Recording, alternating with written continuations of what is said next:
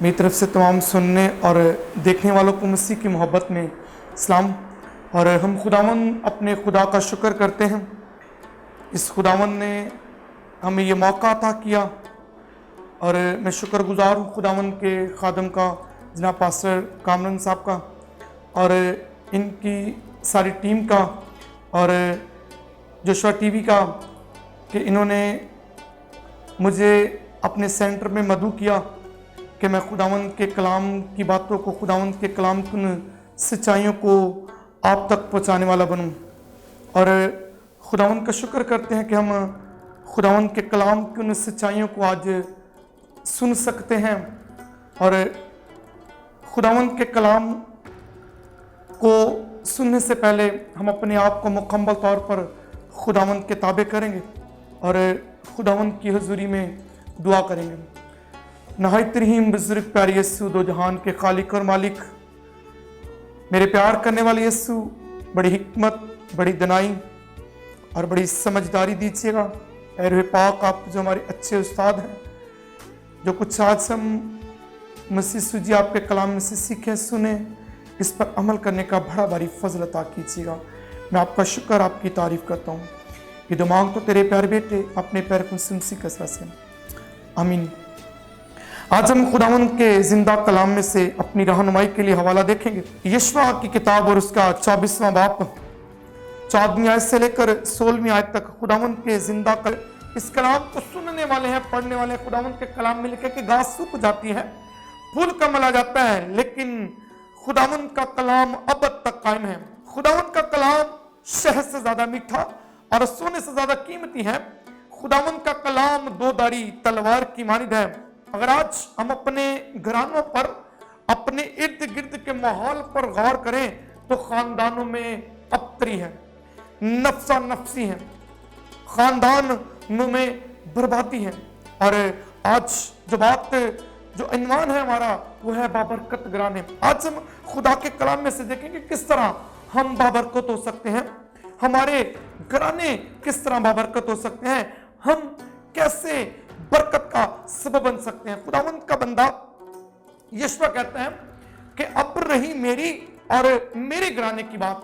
जब हम यशवा की किताब 24वें बाब की पहली आयत पढ़ते हैं, वहां पर खुदावंद का बंदा कौम बनी इसराइल से खिताब करता है, मुखातिब होता है, बात करता है।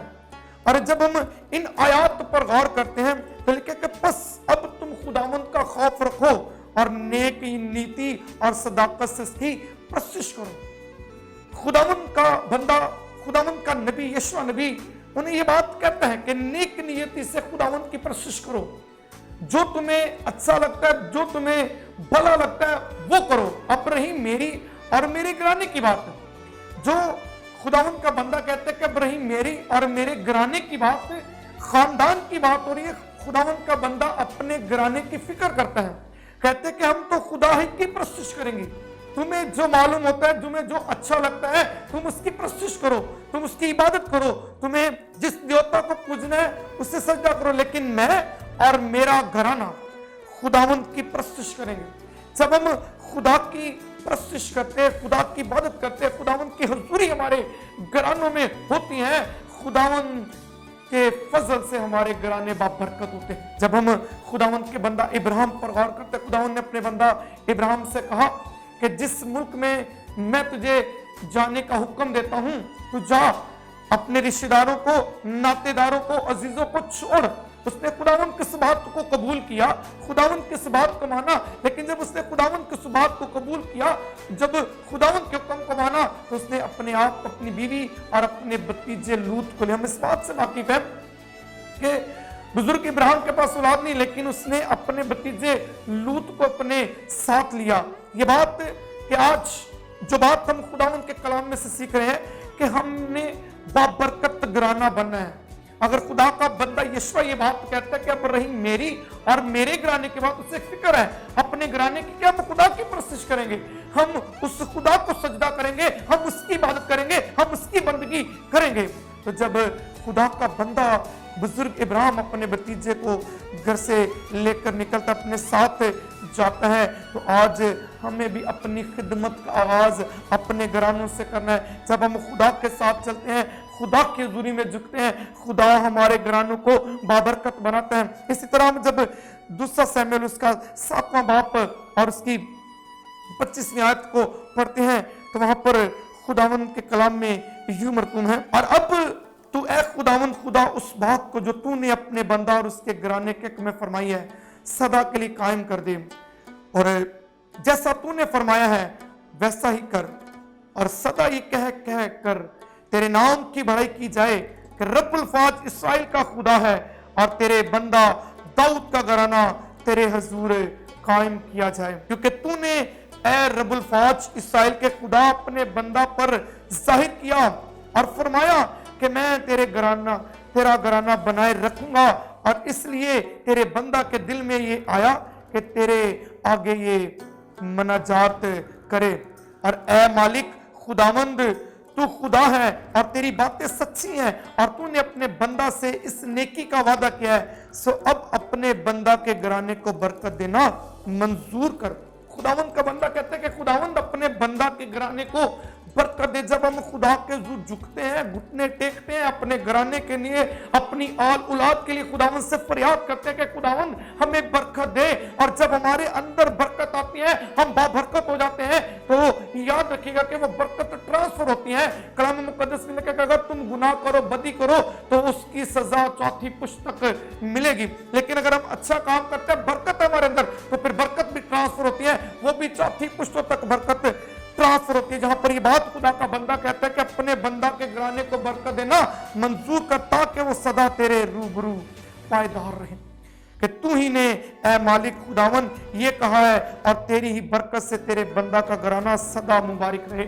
جب ہم خدا کے پروں کے سائے کے نیچے رہتے ہیں، اپنا تو خدا کو دیتے ہیں، اس کی مرضی کو پورا کرتے ہیں، اس کے ساتھ چلتے ہیں، جب اپنے گھرانے کی فکر کرتے ہیں، اپنی آل اولاد کو خدا کے حضور لے کر چلتے ہیں، جھکتے ہیں خدا کے حضور، ایک باپ ہوتے ہوئے، ایک ماں ہوتے ہوئے ہم گھر کے رہنما ہیں، رہبر ہیں۔ ہمیں اپنی اولاد کو اپنے گھرانے میں اندر یونٹی رکھنی ہے، اپنے گھرانے کے اندر ایک اتحاد پیدا کرنا ہے، تاکہ ہم اس بات کو جان جائیں کہ اب رہی میری اور میرے گھرانے کی بات، میں تو خدا کی پرستش کروں۔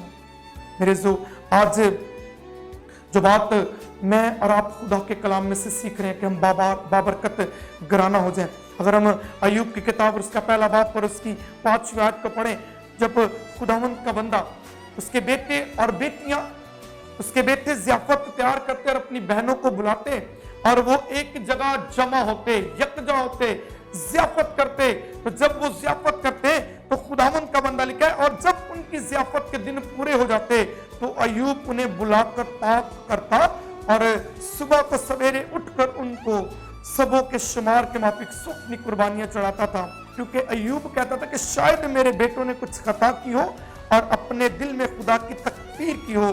ایوب ہمیشہ ہی ایسا کرتا تھا، وہ اپنی اولاد کے لیے خداوند کو جو سوکھیاں قربانیاں گزران تھا، کہ وہ ایک ضیافت تیار کرتے ہیں، وہ سوچتے ہیں کہ شاید میرے بیٹوں نے، میری بیٹیوں نے کوئی خطا نہ کر دی ہو، خدا کی تکفیر نہ کی ہو، ان کو پاک کرنے کے لیے وہ خدا کے حضور سوکھیاں قربانیاں چڑھاتا ہے، کیونکہ اسے اپنے گھرانے کی، اسے اپنی اولاد کی فکر ہے۔ میں نے پہلے بھی یہ بات کہی ہے کہ ہم ایک باپ ہوتے ہوئے، ایک ماں ہوتے ہوئے گھر کا ایک ستون ہے، اور جب ہم خدا کے حضور وفادار ہیں، جب ہمارے گھرانے کے اندر یونٹی ہے، جب ہم یکجا ہیں، تو پھر ہمارے گھرانے بابرکت ہے۔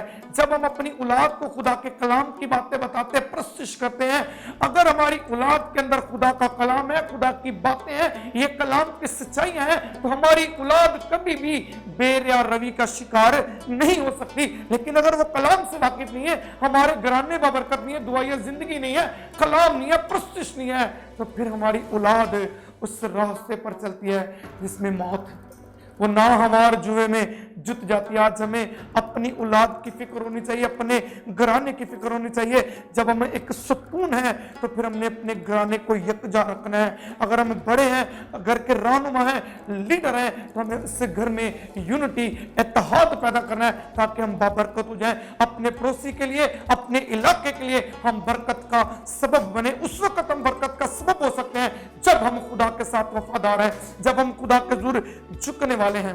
میرے मैं अपनी बात को आगे बढ़ाते हुए एक छोटी सी मिसाल दूंगा कि अगर हम किसी ठेले पर खड़े हों और वहां पर अंगूर हो, और जब अंगूर का एक गुच्छा हो और उसमें से कुछ अंगूर टूट जाते हैं और वो टूटे हुए अंगूर अलग रख दिए जाते हैं, और जब उन्हें अलग रखा जाता है तो आप उसका रेट पूछें तो जो गुच्छे में होंगे वो उसका रेट अलग होगा, और जो उससे जुदा होंगे, टूट जाते हैं, अलग पड़े हैं, तो उसका रेट अलग है। अगर वो 100 रुपए दे रहा है तो उसके रेट 40 रुपए का। उसकी वजह क्या है? वो भी अंगूर और उसी गुच्छे से अलग है, जुदा हो गया है, टूट गया है, लेकिन जुदा होने से, टूटने से उसकी कीमत में फर्क आ गया। तो आज हमें फिर इस बात को सोचना है कि हमने अपने घरों में यूनिटी, इत्तेहाद पैदा करना है ताकि हम भी कहीं बिखर ना जाए। खुदा की मोहब्बत हमारे दिलों में कायम रहे, खुदा का प्यार हमारे दिलों में कायम रहे, हम खुदा के कलाम को, खुदा की उन सच्चाइयों को, खुदा के कलाम को बांटते रहे, लोगों तक पहुंचाते रहे। जब हम दूसरे शमूएल और उसके 6 बाब की 11वीं आयत पढ़ते हैं तो यहाँ पर यूं मरकूम है, 6 बाब की 11वीं आयत में 10वीं से पढ़ता हूं। और दाऊद ने खुदावन के संदूक को अपने यहाँ दाऊद के शहर में ले जाना ना चाहा, बल्कि दाऊद से एक तरफ जाती ओबेद अदूम के घर ले गया, और खुदावन का संदूक जाती ओबेद अदूम के घर में 3 महीने तक रहा। और खुदावन ने ओबेद अदूम को और उसके सारे घराने को बरकत दी। और दाऊद बादशाह को खबर मिली कि खुदावन ने ओबेद अदूम के घराने को और उसकी हर चीज में खुदा के संदूक के सबब से बरकत दी है। अहद का संदूक खुदा की हजूरी को जाहिर करता है। जब हमारे घरानों में खुदा की हजूरी है, जब हम खुदा के हजूर झुकने वाले हैं, हमारे घरानों से सुबह शाम उसके नाम को चलाल मिलता है, खुदावन के नाम की हमद होती है, खुदावन के कलाम को पढ़ा जाता है, सुना जाता है। जहां पर खुदावन की हजूरी आ जाती है, जहां पर खुदावन की हजूरी लग जाती है, वो घराने बाबरकत हो जाते हैं, वो जिंदगियां बाबरकत हो जाती हैं, क्योंकि खुदावन की हजूरी से लिखा कि अहद का संदूक उस घर पर था तो खुदा की बरकत हर चीज पर थी। इसी तरह जब हम खुदा के हजूरी में झुकते हैं, खुदा की हजूरी लगती है, मेरे जो बड़े अफसोस से बात कहनी पड़ती है, अगर हम घर के 5 अफराद हैं तो 5 अफराद मुत्तफिक नहीं है, यूनिटी नहीं है, एक नहीं है, हम 5 अफराद मुख्तलिफ डोमिनेशन से ताल्लुक रखते हैं। जब मुख्तलिफ डिनोमिनेशन से ताल्लुक रखते हैं तो फिर हमारी सोच भी मुख्तलिफ है, तो जब हमारी सोच मुख्तलिफ है तो फिर हमें इत्तेफाक नहीं है, यूनिटी नहीं है। यूनिटी ना होने के सबब से खानदान बर्बाद हो रहे हैं, खानदान तबाह हो रहे हैं, हमारी औलाद, हमारे बेटे और बेटियां बेरिया रवि का शिकार हो जाती हैं, इस वजह से क्योंकि हम मुख्तलिफ तालीम की उस जद में आ चुके हैं। जब हम यूनिटी रखते हैं, जब एक है, तो हमारे घराने से वो मुसीबतें, वो परेशानियां, इब्लीस के सारे मंसूबे खुदा की हजूरी से, खुदा के तख्त के लग जाने से पाक हो जाते हैं, जिंदगियां, खानदान पाक हो जाते हैं, क्योंकि खुदा की हजूरी है। जब खुदा की हजूरी आती है तो फिर इसकी बरकतें भी नाजिल होती हैं। जब हम रसूल के अमाल उसका 16 बाब की 31वीं आयत पढ़ते हैं, लिखा उन्होंने कहा खुदावन यीशु पर ईमान ला, तू और तेरा घराना निजात पाएगा। जब हम मसीह यीशु पर ईमान लाते हैं, जब उसे अपना शख्सी निजात दहिंदा कबूल करते हैं, अपना आप उसके सुपुर्द कर देते हैं, अपना आप यीशु को दे देते हैं, अपनी जिंदगियां उसके नाम कर देते हैं, तो फिर हम, हमारे अंदर एक शमा रोशन हो जाती है, हम रोशन हो जाते हैं, हम जिंदगी के मालिक होते हैं। तो जब हमारे अंदर ये रोशनी जलती है तो फिर हम चाहते हैं कि हमारे घराने भी निजात पाएं, हमारे घराने भी बाबरकत हो जाए। मेरे सो खानदानों में फैमिली प्रेयर मीटिंग होना बहुत जरूरी है। जब एक खानदान बैठकर खुदा के हुजूर झुकता है, दुआ करते हैं, प्रस्तुत करते हैं, तो बहुत सारे बंधन टूट जाते हैं। बहुत सारे खानदान बहुत सारी लानतों के नीचे हैं। हम उस वक्त उन लानतों से आजाद हो सकते हैं जब हम खुदा के हुजूर झुकते हैं, जब हमारे घरानों में खुदा की हजूरी है, जब हम उससे अपना शख्सी निजात दहिंदा कबूल कर लेते हैं, जब उस पर ईमान ले आते हैं कि यीशु ही सब कुछ कर सकता है। और ये उस वक्त है जब हमारे घरानों में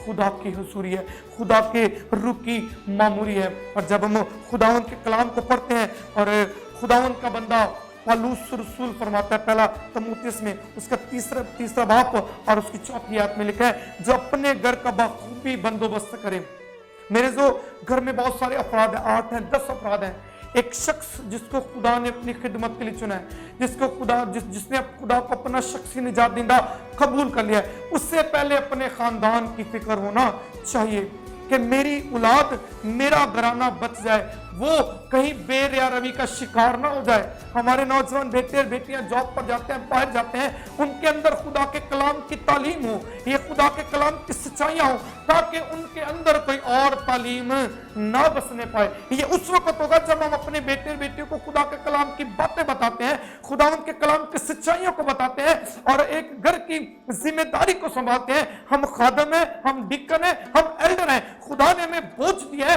तो हम अपने घर की खिदमत को, अपने घराने को देखें, फिर हम खुदा की कलीसिया को, उन लोगों की अच्छी तरह देखभाल कर सकते हैं, बखूबी कर सकते हैं, खुदा की मर्जी के मुताबिक कर सकते हैं, दिली शौक से, लगन के साथ कर सकते हैं और खुदा के हुजूर बहुत सारी जिंदगियों को लेकर आने वाले बनेंगे। वो जिंदगियां जो खुदा से दूर हैं, वो जिंदगियां जो आज भी खुदा को नहीं जानती, वो लोग जो खुदा से दूर हैं, वो जिंदगियां उस वक्त तब्दील होंगी जब मैं बाबरकत हूँगा, जब मेरा घराना बाबरकत होगा, क्योंकि मेरे सबब से, मेरे घराने के सबब से लोग बरकत पाएंगे। और मैं बात ये पहले भी कह चुका हूँ कि बरकत ट्रांसफर होती है। और जब हम रसूलों के अमाल और उसका 21वां बाब उसकी 9वीं आयत को पढ़ते हैं, वहां पर लिखा है उसकी 4 कंवारी बेटियां थी जो नबूवत करती। फिलिप्पस की 4 कंवारी बेटियां थी और वो नबूवत करती थी। आज हम अपने घरों में देखें, क्या हमारी नौजवान नस्ल, हमारे नौजवान बेटे बेटियां नबूवत करते हैं? उस वक्त होगा जब पेरेंट्स, जब माँ बाप होते हुए अपनी जिम्मेदारी को पूरा करेंगे।